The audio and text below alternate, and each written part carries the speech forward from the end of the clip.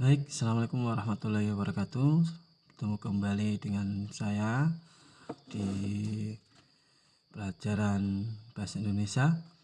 Kali ini kita sudah memasuki di semester yang kedua dan akan mempelajari tentang teks negosiasi. Nah, apa itu teks negosiasi?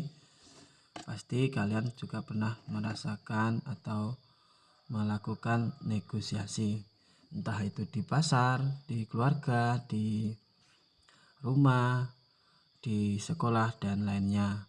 Negosiasi itu pasti pernah kalian lakukan.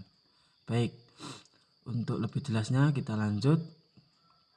Kompetensi dasar 4.10, yaitu menyampaikan pengajuan, penawaran, persetujuan, dan penutup dalam teks negosiasi berkaitan dengan bidang pekerjaan secara lisan atau tulis. Kita lanjut. Nah, di dalam modul ini atau di dalam PowerPoint ini, di dalam teks negosiasi itu ada apa isinya? Apa saja? 1. Kompetensi inti, kompetensi dasar, dan tujuan pembelajaran. 2. Faktor penentu keberhasilan negosiasi.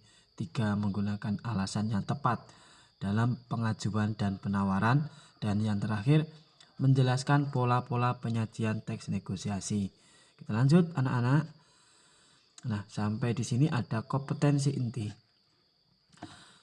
Kompetensi inti ada dua macam, ada kompetensi sikap spiritual dan kompetensi sikap sosial. Lanjut. Dan ada keterampilan. Kita lanjutkan lagi. Kompetensi dasar dan tujuan pembelajaran.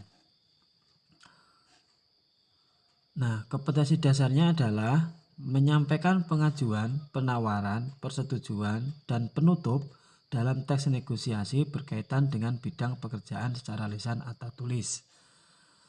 Tujuan pembelajarannya adalah setelah menganalisis pengajuan, penawaran, dan persetujuan dalam teks negosiasi ini, peserta didik dapat merancang alasan yang tepat untuk melakukan pengajuan, penawaran, persetujuan.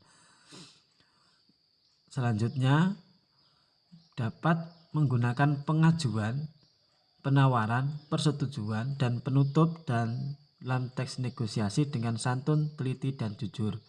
Setelah itu,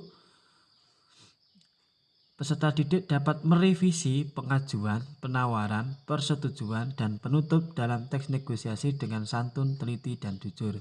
Kita lanjutkan anak-anak. Kita masuk ke materinya. Ada alurnya anak-anak ya dalam pembelajaran kali ini. Yang pertama, mulai dari faktor penentu keberhasilan negosiasi. Ada banyak faktor-faktor yang menentukan keberhasilan negosiasi. Negosiasi itu berhasil dengan cara atau ketentuannya menggunakan alasan yang tepat. Jika alasan-alasan yang dipakai itu tepat, maka